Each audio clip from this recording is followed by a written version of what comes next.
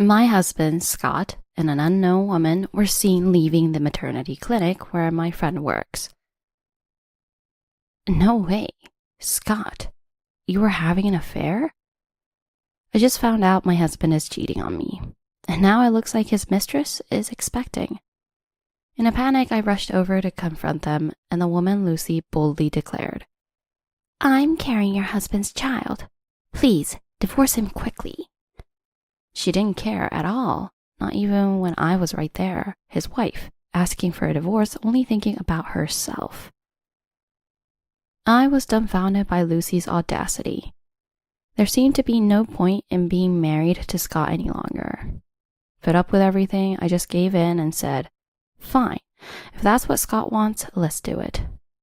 They looked at each other, grabbed hands, and started celebrating. "So, we don't have to hide our trip anymore, yay!" Trips?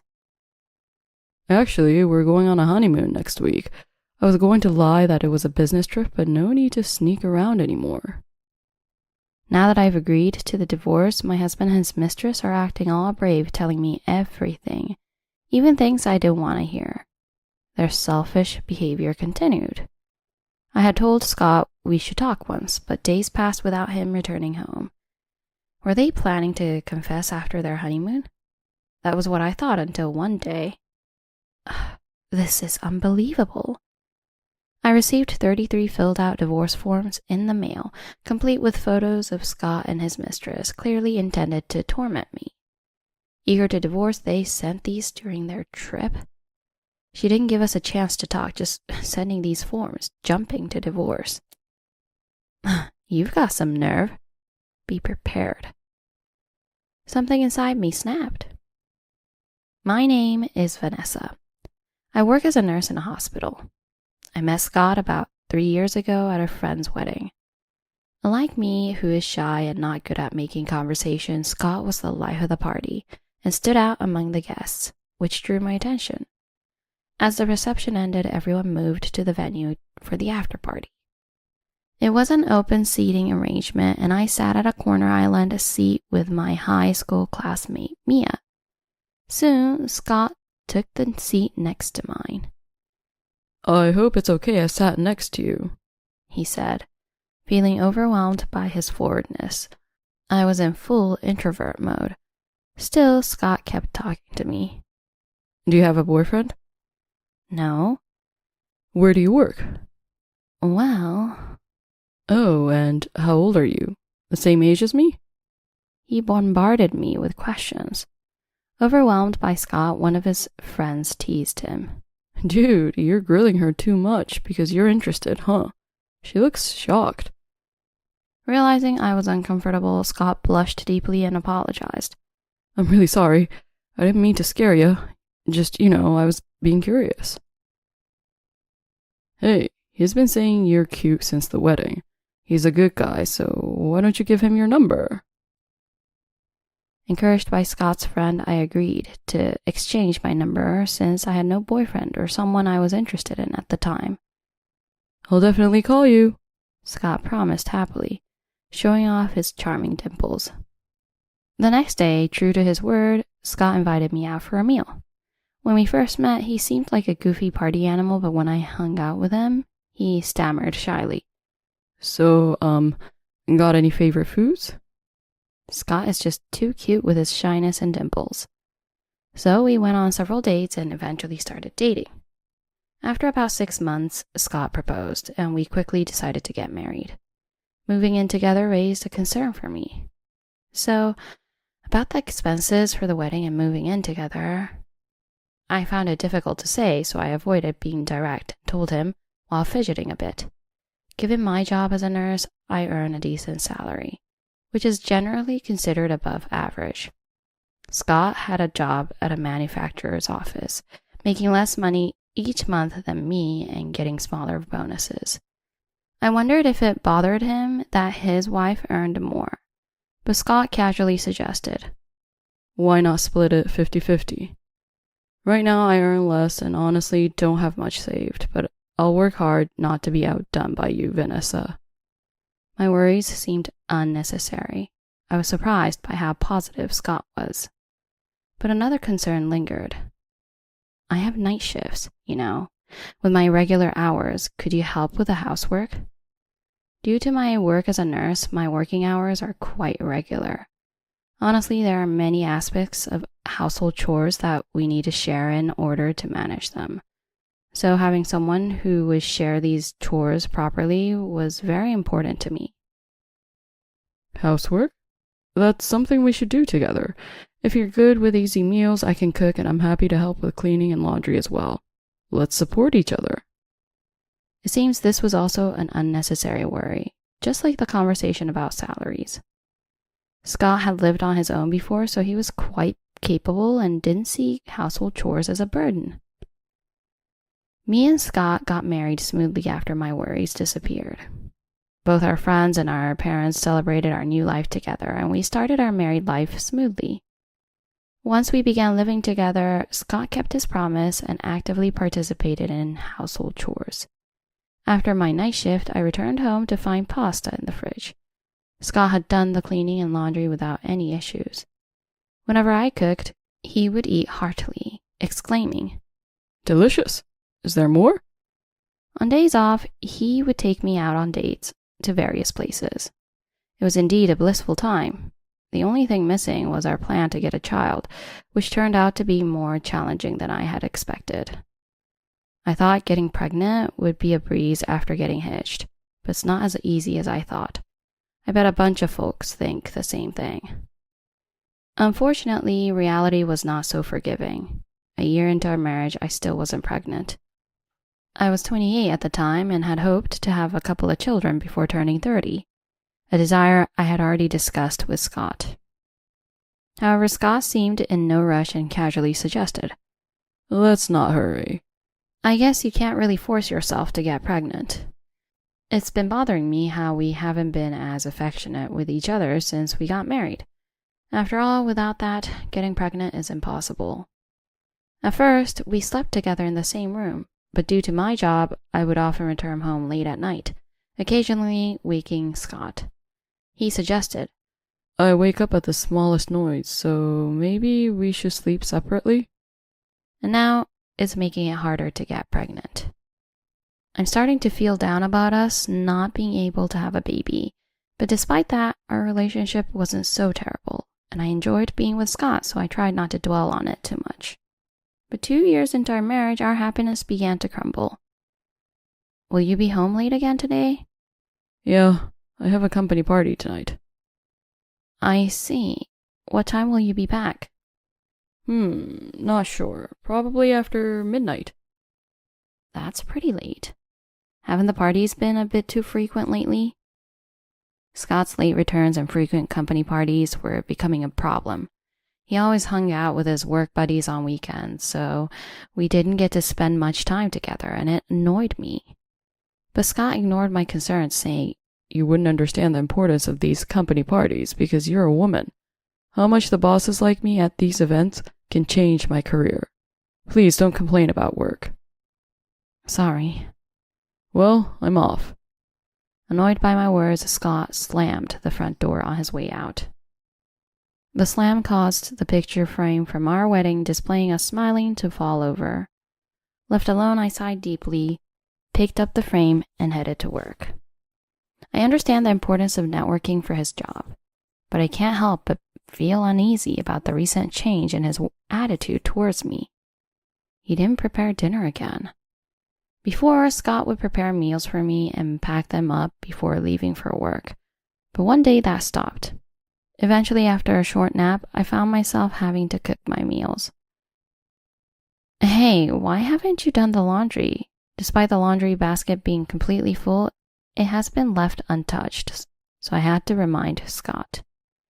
Today was supposed to be Scott's turn to clean. I was busy. It's not a big deal. It is a big deal. Where am I supposed to put today's clothes if the basket is already full? Jeez, you're so annoying. If you're going to complain, just do it all yourself. Scott lounged on the sofa, ignoring me as he played with his phone. I ended up doing the laundry myself, increasing my household burden. We had agreed to share the housework before marriage, but that agreement had collapsed along with Scott's change. He was often out late due to overtime or company parties, and on weekends he went out alone. He had become harsher even when he's talking to me. How did we end up here? A dreadful thought crossed my mind. Is he cheating on me? No, I can't jump to conclusions about him without any evidence. I really tried to get rid of that idea. But Scott continued to change, making it impossible not to suspect him. Hey, what's this? I found a colored lip product on his suit, typically worn to work. Oh, my lips were dry, so I bought some lip balm, but I accidentally got a tinted one. He said, his eyes darting around nervously. Visibly flustered, he quickly said, I'm so tired. I'm going to bed. And ran to his bedroom. It was obviously suspicious, but if he claimed it was a mistake, that was that. I couldn't press him any further, so I decided to let it go at that moment. But on another day, a substantial amount of money had been transferred from our joint account to Scott's personal account. Scott, why is money from our joint account being transferred to your account? I overspent this month, but it's no big deal. It is a big deal. Don't use the money without my permission. We need to save for the future. Are you seriously giving me another lecture again? Sorry, I'll be more careful. He said that and retreated to his bedroom again. But the following months showed continuous, unauthorized withdrawals. Scott, did you take money from our account again? I told you to stop, right? It doesn't matter. We don't have kids anyway. I almost raised my voice to say, we don't have kids because you're not trying, right? But I held back. That's not the issue. I don't understand why you need to spend $1,000 to $2,000 a month just because we don't have kids. What are you spending it on? Why do I have to explain how I spend my money to you? My husband argued back angrily. Even when we argue like this, he never puts down his smartphone. Whether he's going to the bathroom or just around the house, he always has it with him. It's like he's married to his phone, not me. Can you at least put down your phone now? Look at me when you talk. I couldn't help but let my emotions spill over. Enough. You're so annoying. Just let me be. With that, he retreated to his room while still looking at his phone. He tells me to let him be, but he's doing whatever he wants. Where has the husband I loved gone? I can't even remember the last time I saw him smile with those dimples I loved. At home, he's always irritable. The traces of his kindness have vanished. What did I even like about him? I'm beginning to realize that my feelings for Scott are fading. I find myself questioning whether I should divorce him. One day, my nursing school friend Mia asked, "Want to catch up over a meal? It's been a while." "Yes, I'd love to. It's been so long. Where should we meet? Your place or mine?" "Actually, let's meet near my workplace this time. I'm sorry, but could you come over here? And let's meet around 3 p.m. Mia, like me, is a nurse, but she works in OBGYN, so she suggested meeting at a cafe near her clinic. It was unusual for us not to meet at one of our homes and just hang out, especially not at lunch or dinner time, but at 3 p.m. I found it odd, but since I was looking forward to seeing Mia, I didn't think much of it until the day of our meeting. When I arrived at the cafe, Mia was there, looking down more than usual. "Is something wrong?" I asked, sensing the unusual atmosphere. Mia paused, then spoke heavily. "Just watch outside the window without asking me anything." Through the window, I could clearly see Mia's workplace. I began to understand what she meant, and we sat in silence, staring outside. That's when it happened. As we looked, I spotted my husband at the clinic with a pregnant woman I didn't know. I see. Yeah, I kind of had a feeling about this. Tears welled up, and my grip on my coffee cup tightened. "Mia, it's a nice day, isn't it? It's really warm and the temperature is perfect." As I spoke, tears started rolling down my cheeks. "Vanessa." Mia held my hand. She probably didn't want to know either that her friend's husband was having an affair. Mia had been at the wedding where Scott and I met. She was right there when he approached me, so she knew his face and name. Now it all made sense why she called me. My husband wasn't just visiting any woman at the maternity clinic. He was there with another woman. I'm going to leave now. I can't just give out patient information because I'm your friend. I'm sorry this is all I could do. You should talk to Scott. Thank you, Mia. I'll talk to him. And call me if you need anything, okay? I'm always on your side. Now wipe your tears before you go. Saying this, Mia wiped my tears with her handkerchief. She had always been like an older sister to me since our student days. I thanked her again and waited outside the maternity clinic for the two to emerge. When they came out, I hurried over to them. Congratulations on the pregnancy, Scott. You two really look great together, I said with a forced smile. They were shocked and gave each other a quick look. Scott? Is this your wife? She didn't seem to recognize me, and Scott turned pale. You? Why are you? Normally glued to his smartphone, now he was staring right at me. What about you? Weren't you supposed to be at work today? I asked with a smile. Scott stuttered, trying to come up with an excuse, and then blurted out. No, this is just my friend's girlfriend. I came along to support her. What a total lie. I just sighed at his lame excuse. But my husband's remark caused the woman next to him to exclaim, What? In anger. She sharply reprimanded Scott, who was trying to casually brush off the situation with a stern voice. Scott, you said you were going to divorce your wife. Yes, that's right, but I haven't talked to her about it yet. Oh, really? Divorce? That's news to me. Scott, you haven't told her anything? Cornered by both his wife and mistress, Scott was at a loss for words. Let's not talk here. How about we move somewhere else? I led the two of them back to the cafe where Mia and I had been earlier. None of us started talking immediately. Instead, we each ordered a coffee to calm our nerves. During the whole time, my husband was avoiding eye contact with me and staring at the table instead. But in stark contrast, Lucy was looking straight into my eyes. My name is Lucy. I'm in a relationship with Scott, and as you just saw, I'm pregnant with his child. Please, divorce him immediately. Even in front of his actual wife, she was unfazed, demanding a divorce with such entitlement that I almost choked on my coffee. Lucy's eyes were dead serious. It seemed like she viewed me as the ultimate challenge, like a final boss in a game. Trying not to be overwhelmed by Lucy, I clenched my fists under the table and managed to keep my composure. When did you and Scott start seeing each other? I asked.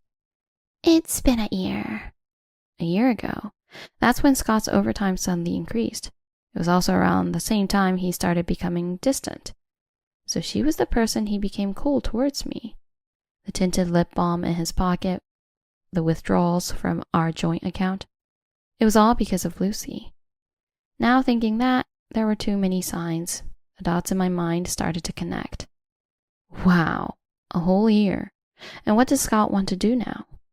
Hearing this, Lucy glared sharply at my husband. Feeling her stare, Scott visibly flinched. Lucy had Scott eating out of the palm of her hand. Seeing how cocky he was at home made me so annoyed. Well, since it's out, there's no helping it. I want a divorce. It's unfortunate, but what can we do? There's a child on the way. Exactly. For the sake of the baby in my belly, please divorce immediately. Both my husband and his mistress, now bold, began pressuring me together. My feelings for Scott had been fading, that was true. But why should they dictate the timing of our divorce? You two. Just as I was about to speak, Lucy interjected. I'm in a stable period now, and we're planning to go on a honeymoon next week, before the baby comes. Hey, don't say that. A honeymoon? They were planning this while Scott was still married to me. I was utterly appalled. Everything's out in the open now, isn't it? Well, that's true. Vanessa, that's the deal. We're planning to lie about it being a business trip, but we're going on our honeymoon next week. Their statements were so absurd that I was speechless, a question mark practically floating above my head. Was my husband always this dumb? Feeling indifferent, I said, "Fine, go ahead." Upon hearing this, the two exchanged a glance and suddenly smiled, beginning to hold hands. Really? Yes. Lucy, we're free now. So, I don't have to hide anymore? Can I post lots of photos with you on social media? Well, maybe not on social media. You never know who's watching, and it might look bad if it seems like I got another woman pregnant right after I get a divorce. You want to hide our relationship? That's terrible. Sorry, my bad. Don't be mad. All of a sudden, they started a lover's spat right in front of me. What was I even witnessing? I'm going to leave. Scott will handle the necessary paperwork later. With that, I left the cafe, leaving the two behind. I thought to myself, Lucy really seems like a handful. Thinking this almost as if it were someone else's problem, I went home. I had become completely indifferent to everything. That night, my husband did not return home. Not just that night, but a week passed without him coming back home. He said he wanted a divorce, but without him coming home, we couldn't even discuss it.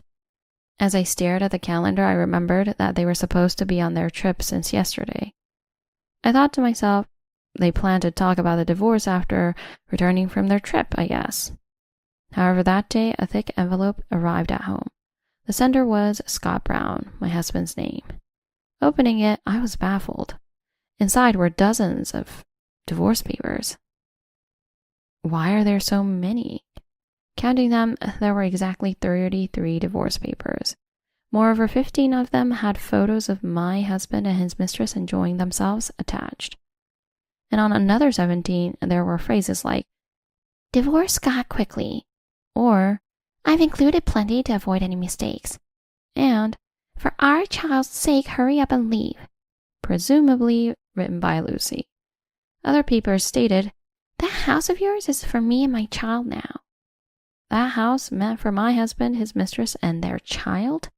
I couldn't understand how they thought this was acceptable. I was furious at her audacity, and she even sent this during their honeymoon. She didn't even give us time to talk, just sending these papers trying to force a divorce. Nice try. Get ready for what's coming. I felt something snap inside me. It was unclear if my husband knew about this, but since he signed them, I guess that means he was okay with me filing them. I immediately submitted the divorce papers. Later, perhaps back from their trip, my now ex-husband called. Hey, what the hell is this? He was frantic as soon as I picked up the phone. I had a pretty good idea why he was panicking, but played dumb. What happened? What happened? When I returned from the trip and finally came home after a long time, our house was being demolished. What's going on? Explain this to me. Actually, on the day I filed for divorce, when they returned from the trip, I wanted to teach my ex-husband and Lucy a lesson. I remembered that woman claiming she would take the house. To really show them, taking the house seemed like the most effective measure. So I spoke to my mother-in-law saying, "I have something to discuss with you. I have been consulting with my in-laws about my husband's misconduct. Although my relationship with my husband was not good, I had a good relationship with my in-laws and thought they could help me." When I explained the situation, my in-laws were furious and asked me to send all my husband's belongings to their home.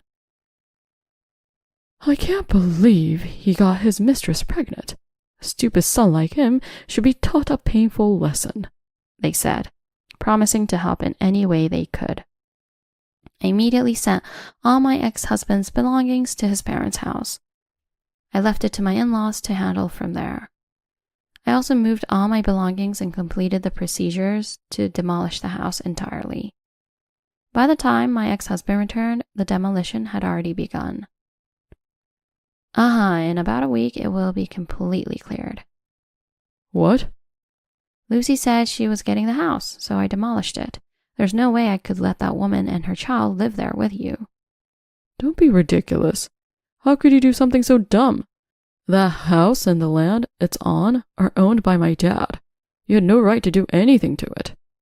Yes, I know that. That's why I consulted with your dad. He also said that a stupid son who cheats and impregnates his mistress should have his house demolished. Did you talk to my parents about this? Yes, I told them everything. That you cheated and that she's pregnant. They were quite angry. What have you done? I was supposed to live there with Lucy and our child starting next week. I don't care. Oh, and our divorce is finalized, so don't call me again. If you need to talk, contact me through a lawyer. When did we get divorced? I didn't hear anything about this. What do you mean, lawyer? What? Lucy sent a bunch of divorce papers. I filed them right away. Plus, she included lots of photos as evidence of your affair. So the divorce proceedings went smoothly. Say thanks to her for me. She did what? What is she doing? Please, we have a child on the way, and now there's no house. Lucy only has a part-time job, and we really don't have any money. Please don't ask for compensation, I'm begging you. I told you I don't know anything about that. I'll be claiming a substantial amount in compensation from both you and Lucy, so be prepared. Bye now. I said this and hung up without waiting for a reply. By now, my ex-husband must be looking miserable. It's a shame I couldn't see his face directly, but he must have realized how terrible his actions were. After that, my ex-husband kept calling, but I ignored all his calls. Eventually, he had to pay me $25,000 in compensation. Considering my ex-husband's inability to save, it seemed unlikely he could easily pay such a large sum, but I made sure he would pay through a lawyer. He probably hoped to rely on his parents, but they had said, "No matter what, we will not help a stupid son who cheated on his wife." So he couldn't expect any help from them. He got what he deserved. As for Lucy, I managed to get $10,000 in damages from her for sending me those divorce papers and photos and for having an affair knowing Scott was married. I thought they would try to make a new start, but it didn't work out between them. After all, Lucy had posted photos of their trip together on social media while Scott was still technically married to me, and their affair became widely known. When the rumor spread, it caused a big stir at my ex-husband's workplace. "I told you not to post on social media." My ex-husband had scolded Lucy, but she exploded in anger because of that. Eventually, they broke up after a pointless argument. What a stupid ending to their relationship, but how they live is no longer my concern. As for me, I'm still working as a nurse. Being single after the divorce, I somehow feel more at peace than when I was married. My job is demanding, but it's rewarding when patients express their gratitude. After everything was settled, I contacted Mia, who had been a great help, to tell her, "The divorce is finalized. It's all over." "You did well," she said, crying. Having such a kind and supportive friend is truly wonderful. Mia and I have promised to go on a girls' trip together. Although I'm wary of romance for now, I hope to meet a kind and caring man who will treasure me someday.